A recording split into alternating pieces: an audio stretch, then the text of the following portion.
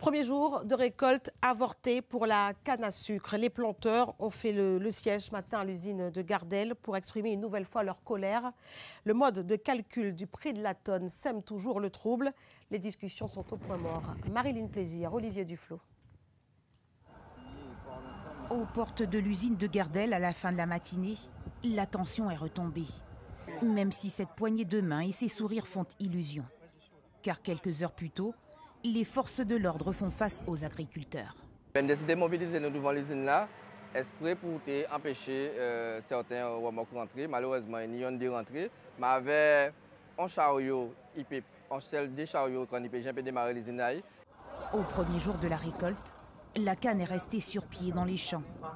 Seules sont broyées les plantes coupées sur les terres de l'usine. Car les planteurs exigent toujours une hausse du prix de la tonne de canne.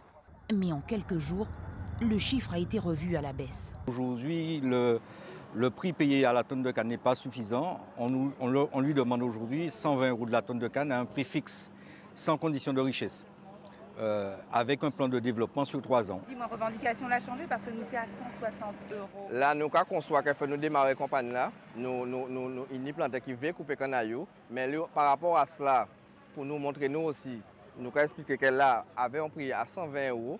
Ça juste. Le directeur de l'usine de Gardel ne l'entend pas de cette oreille. Gardel a déjà fait les efforts qu'il avait à faire.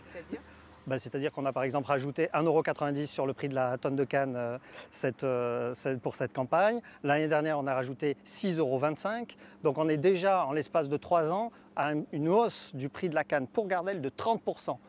Il faut se rendre compte de ce que c'est. Donc on a fait tous les efforts qu'on pouvait. On a mis toutes les chances, entre guillemets, de notre côté pour lancer la campagne. Pour produire du sucre, Gardel doit broyer chaque jour 4000 tonnes de canne. Aujourd'hui, seuls 5% de la matière première a franchi le seuil de l'usine. Dans un communiqué, le président de l'association des maires, Jocelyn Sapoti, demande l'application d'un prix plancher pour la tonne de canne en Guadeloupe.